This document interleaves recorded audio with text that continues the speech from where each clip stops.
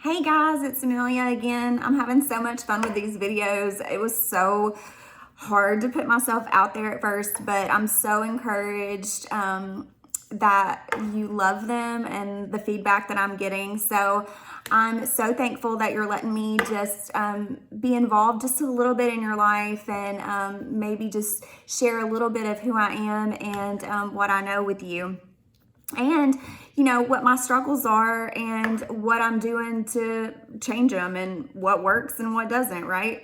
So today one of the things I want to talk about is how to keep your life healthy on a daily basis. And that's kind of a tricky one because as a mom of teens, they have the busiest lives, right? Like we have a 14-year-old, a 13-year-old, a 12-year-old, and a 10-year-old, and it is never ending. It is always something. It's always crazy. There's always,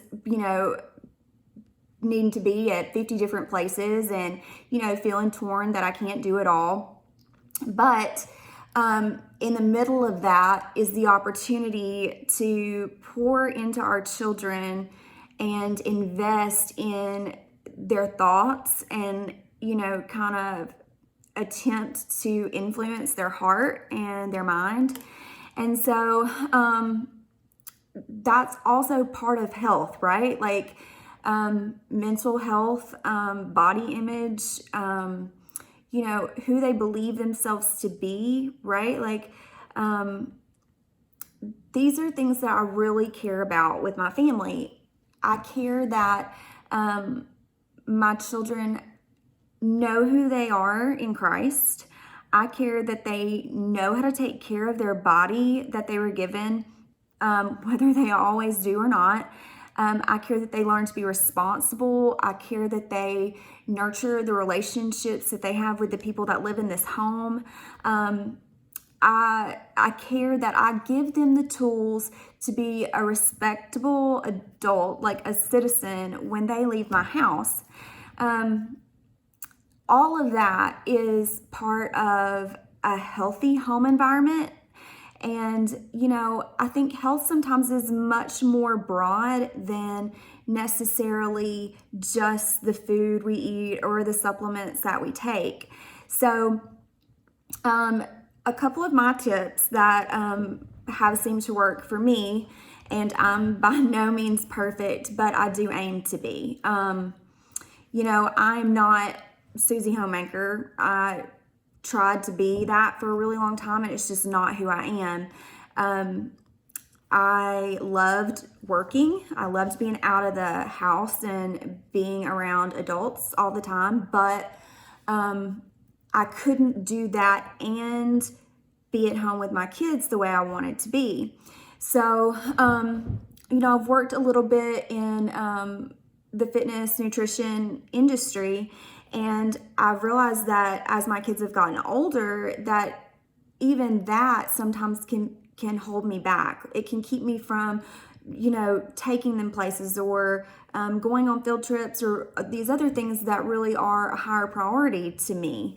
So, really, that's one of the reasons I've gotten into network marketing, because I wanted the opportunity to work from home, to choose my hours, and to make an income that would supplement, our finances, because I need to be able to contribute to my family's finances somehow. Like, that's important to me as a person. And if I can't keep to my priorities and find a way to do it, I'm going to keep looking. But so, network marketing is a perfect fit for me because I get to share with everybody what I know about nutrition, what I know about fitness, and how it can really change your life.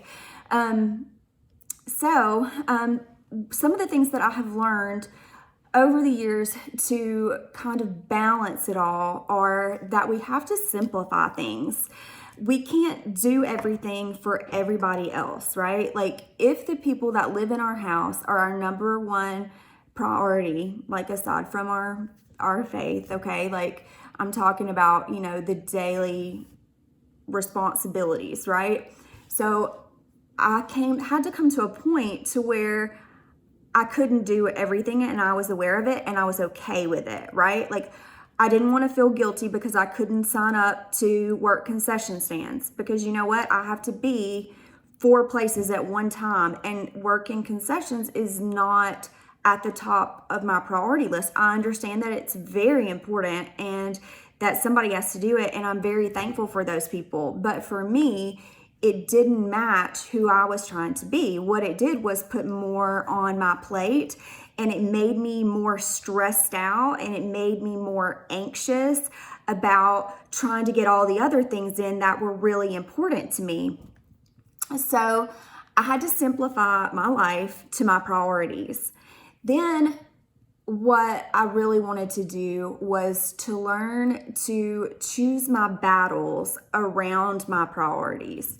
So, you know, kids can just beat you down, right?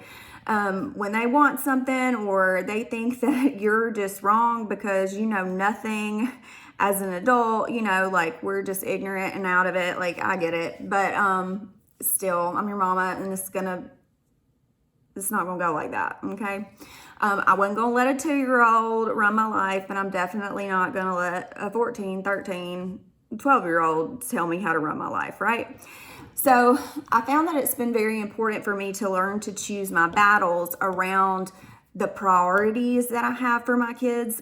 The ones I mentioned a minute ago, about their character, their faith, their health, learning to be responsible, and, you know, giving them the tools that they need to be an adult, right? So as issues arise, if it really doesn't affect any of those priorities of mine, I let it go. I mean, for the most part, within reason. Let's just be careful. Because a lot of it is just creating tension where there doesn't have to be any. For instance, like boys, okay? Boys sometimes in 12-degree weather will come down to go to school in shorts, which is ridiculous, right? Or how many times do I say, go put on a jacket, go put on a coat, and then they walk out with no coat on? You know what? That's not a battle I'm gonna fight. It makes me look like a bad mom to everybody else, but I'm not trying to be, you know, approved by everybody else, okay? My kids have to learn on their own, but me yelling and screaming at them about it is not going to make any difference, right? They'll learn those things on their own. They'll know when they go outside and freeze to put pants on next time, you know, or to put that coat on. So that's what I mean about choosing your battles. Or, for instance, if I hear one of my children calling the other one names, or calling one of them fat or ugly, that's an issue for me. We're going to shut that down, because in my home, I want to create an environment where they have confidence in each other and they have confidence in themselves. And I'm not going to allow my children to tear each other down if I can help it, right? Like, I can't be there every second. I can't control what they do when they're away from me, but hopefully I can teach them to where they know better, right? Like, if they're going to do it, they better feel guilty about it and fix it. Like, that's what I hope I'm instilling in them. So, you know, I am doing my best to choose my battles with them. The other thing that is really important to me is encouraging their self-image. The way that they view themselves, and they view their bodies, because there's so much media out there telling kids that they have to be a certain way, or telling moms for that matter, you know, we have to be a certain way. You need to, like, have your hair done, and, you know, have your Botox done, and wear your eyebrows a certain way. And that's all well and good, unless it's affecting you at a deeper level and you can't get past it, right? So I think it's important to tell our kids every single day, in the middle of the little things, how smart, how kind, how handsome, how beautiful, how perfectly they are made by God. Because if nobody is telling them, why would they think that about themselves, right? one of the things I always tell my kids is everybody's different. God made everybody different, and this world would be so boring if we were all the same, okay?